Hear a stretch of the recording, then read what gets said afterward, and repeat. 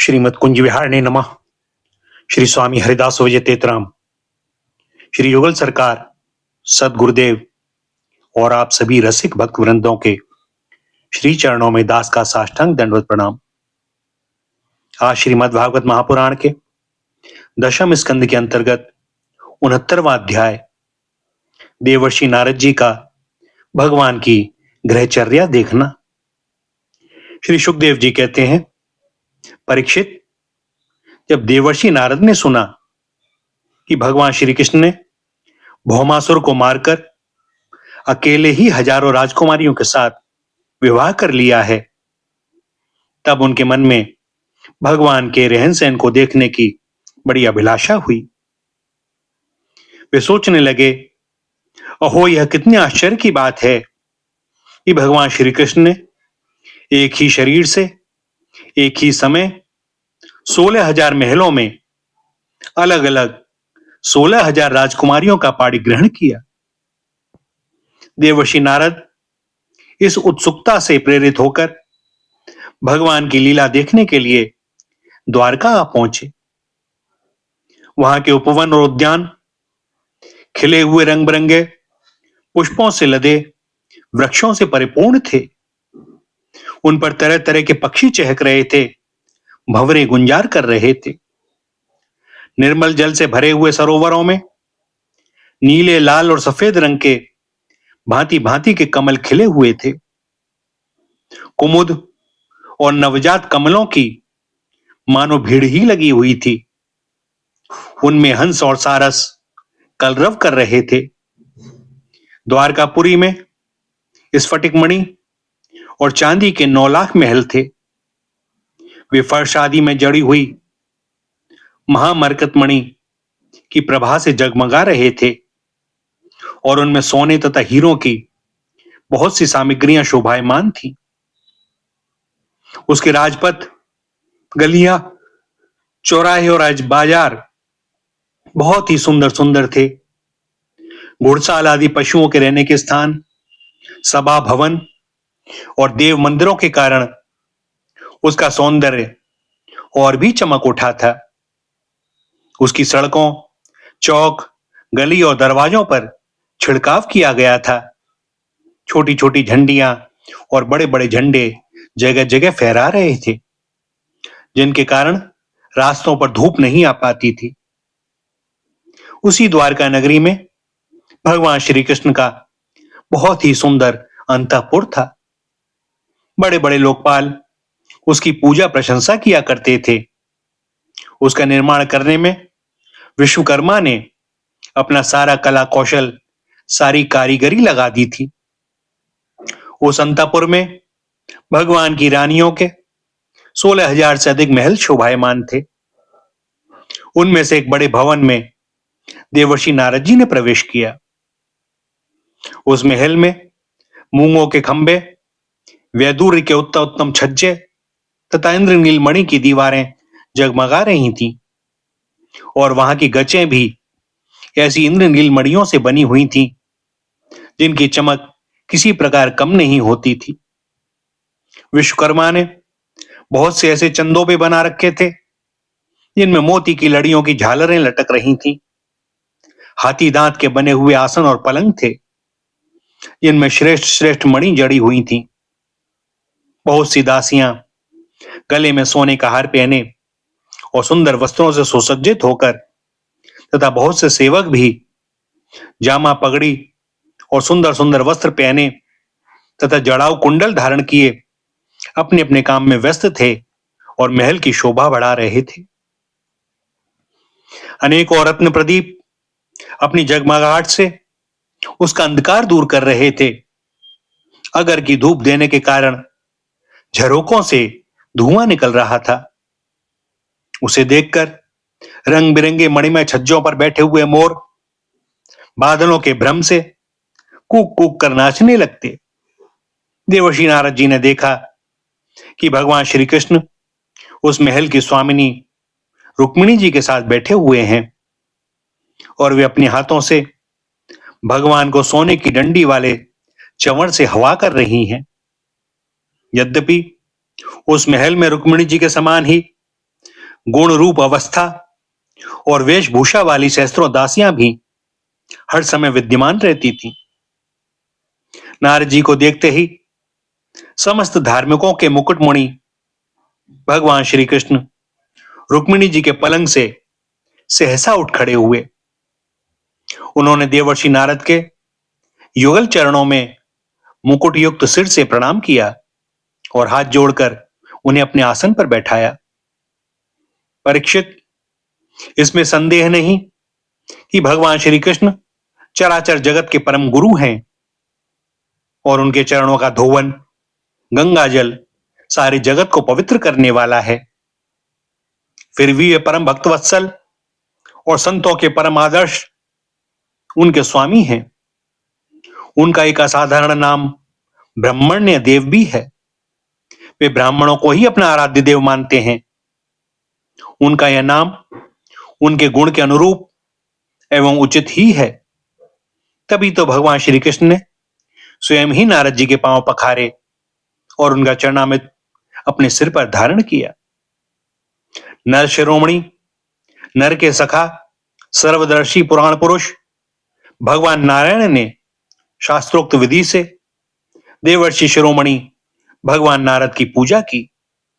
इसके बाद अमृत से भी मीठे किंतु थोड़े शब्दों में उनका स्वागत सत्कार किया और फिर कहा, प्रभो, आप तो स्वयं समग्र ज्ञान, वैराग्य, धर्म, यश, श्री और ऐश्वर्य से पूर्ण हैं।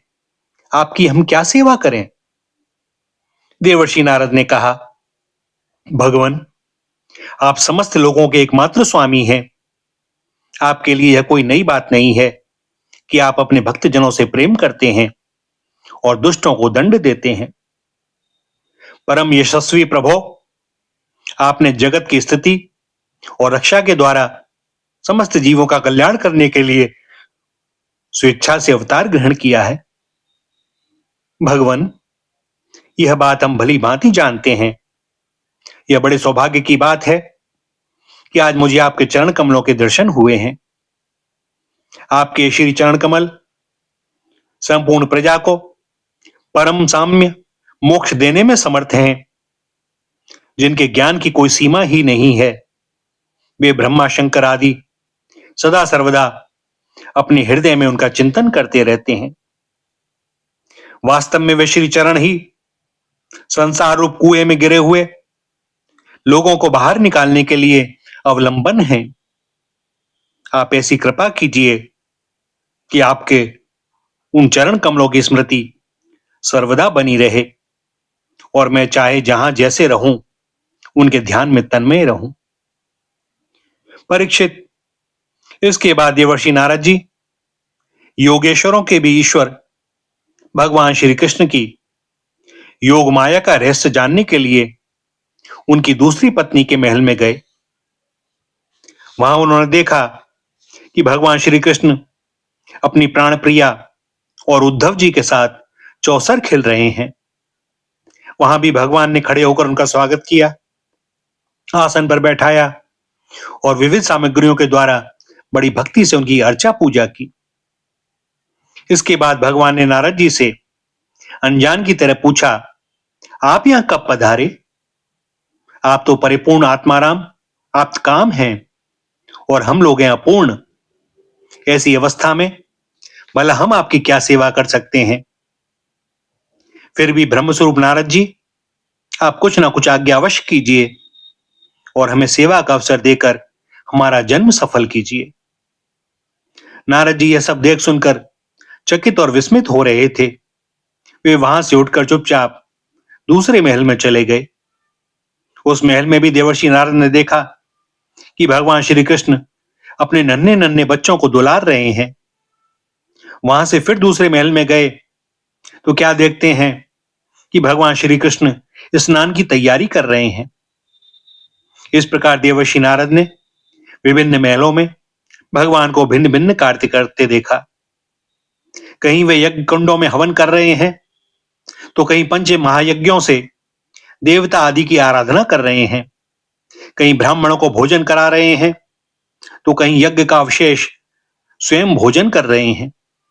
कहीं संध्या कर रहे हैं तो कहीं मौन होकर गायत्री का जप कर रहे हैं, कहीं हाथों में ढाल तलवार लेकर उनको चलाने के पैंतरे बदल रहे हैं, कहीं घोड़े, हाथी अथवा रथ पर सवार होकर श्री कृष्ण विचरण कर रहे हैं, कहीं पलंग पर सो रहे हैं तो कहीं बंदी जन उनकी स्तुति कर रहे हैं, किसी महल में उद्धव आदि मंत्रियों के साथ किसी गंभीर विषय पर परामर्श कर रहे हैं, तो कहीं उत्तम उत्तम वारांगनाओं से घिरकर जल क्रीड़ा कर रहे हैं, कहीं श्रेष्ठ ब्राह्मणों को वस्त्राभूषण से सुसज्जित गौओं का दान कर रहे हैं, तो कहीं मंगल में इतिहास पुराणों का श्रवण कर रहे हैं, कहीं किसी पत्नी के महल में अपनी प्राण प्रिया के साथ हास्य विनोद की बातें करके हंस रहे हैं, तो कहीं धर्म का सेवन कर रहे हैं, कहीं अर्थ का सेवन कर रहे हैं, धन संग्रह और धन वृद्धि के कार्य में लगे हुए हैं, तो कहीं धर्मानुकूल गृहस्थोचित विषयों का उपभोग कर रहे हैं, कहीं एकांत में बैठकर प्रकृति से अतीत पुराण पुरुष का ध्यान कर रहे हैं, तो कहीं गुरुजनों को इच्छित भोग सामग्री समर्पित करके उनकी सेवा शुश्रूषा कर रहे हैं। देवर्षि नारद ने देखा कि भगवान श्री कृष्ण किसी के साथ युद्ध की बातें कर रहे हैं तो किसी के साथ संधि की, कहीं भगवान बलराम जी के साथ बैठकर सत्पुरुषों के कल्याण के बारे में विचार कर रहे हैं, कहीं उचित समय पर पुत्र और कन्याओं का उनके सदृश पत्नी और वरों के साथ बड़ी धूमधाम से विधिवत विवाह कर रहे हैं, कहीं घर से कन्याओं को विदा कर रहे हैं तो कहीं बुलाने की तैयारी में लगे हुए हैं। योगेश्वर भगवान श्री कृष्ण के इन विराट उत्सवों को देखकर सभी लोग विस्मित चकित हो जाते थे। कहीं बड़े बड़े यज्ञों के द्वारा अपनी कला रूप देवताओं का यजन पूजन और कहीं कुएं, बगीचे तथा मठ आदि बनवाकर इष्टापूर्त धर्म का आचरण कर रहे हैं। कहीं श्रेष्ठ यादवों से घिरे हुए सिंधु देशी घोड़े पर चढ़कर मृग्या कर रहे हैं और उसमें यज्ञ के लिए मेद्य पशुओं का ही वध कर रहे हैं, और कहीं प्रजा में तथा अंतपुर के महलों में वेश बदलकर छिपे रूप से सबका अभिप्राय जानने के लिए विचरण कर रहे हैं। क्यों ना हो भगवान योगेश्वर जो हैं। परीक्षित, इस प्रकार मनुष्य की सी लीला करते हुए ऋषिकेश भगवान श्री कृष्ण की योग माया का वैभव देखकर देवर्षि नारद जी ने मुस्कुराते हुए उनसे कहा, योगेश्वर, आत्मदेव, आपकी योग माया ब्रह्मा जी आदि बड़े बड़े मायावियों के लिए भी अगम्य है, परंतु हम आपकी योग माया का रहस्य जानते हैं, क्योंकि आपके श्री चरण कमलों की सेवा करने से वह स्वयं ही हमारे सामने प्रकट हो गई है। देवताओं के भी आराध्य देव भगवान 14 भुवन आपके सुयश से परिपूर्ण हो रहे हैं।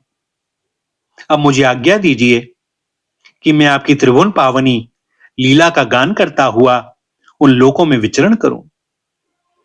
भगवान श्री कृष्ण ने कहा, देवर्षि नारद जी, मैं ही धर्म का उपदेशक, पालन करने वाला और उसका अनुष्ठान करने वालों का अनुमोदन करता भी हूं।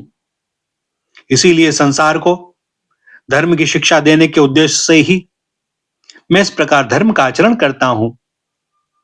मेरे प्यारे पुत्र, तुम मेरी यह योग माया देखकर मोहित मत होना।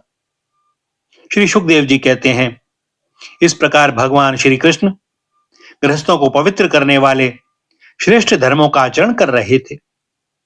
यद्यपि वे एक ही हैं, फिर भी देवर्षि नारद जी ने उनको उनकी प्रत्येक पत्नी के साथ महल में अलग अलग देखा। भगवान श्री कृष्ण की शक्ति अनंत है। उनकी योग माया का परम ऐश्वर्य बार बार देखकर देवर्षि नारद के विस्मय और कौतूहल की सीमा न रही। द्वारका में भगवान श्री कृष्ण गृहस्थ की भांति ऐसा आचरण करते थे मानो धर्म, अर्थ और काम रूप पुरुषार्थों में उनकी बड़ी श्रद्धा हो। उन्होंने देवर्षि नारद का बहुत सम्मान किया। वे अत्यंत प्रसन्न होकर भगवान का स्मरण करते हुए वहां से चले गए। राजन, भगवान नारायण सारे जगत के कल्याण के लिए अपनी अचिंत्य महाशक्ति योग माया को स्वीकार करते हैं और इस प्रकार मनुष्यों की सी लीला करते हैं। द्वारकापुरी में 16,000 से भी अधिक पत्नियां अपनी सलज्ज एवं प्रेम भरी चितवन तथा मंद मंद मुस्कान से उनकी सेवा करती थीं और वे उनके साथ विहार करते थे। भगवान श्री कृष्ण ने जो लीलाएं की हैं उन्हें दूसरा कोई नहीं कर सकता। परीक्षित, वे विश्व की उत्पत्ति, स्थिति और प्रलय के परम कारण हैं। जो उनकी लीलाओं का गान श्रवण और गान श्रवण करने वालों का अनुमोदन करता है, उसे मोक्ष के मार्ग स्वरूप भगवान श्री कृष्ण के चरणों में परम प्रेममयी भक्ति प्राप्त हो जाती है। भैया, यहां पर दशम स्कंद के 69वें अध्याय का समापन होता है और दास को अनुमति दें आज के लिए वाणी को विराम देने की। आगे श्री हरि की जैसी जो इच्छा। श्री राधा, श्री राधा, श्री राधा।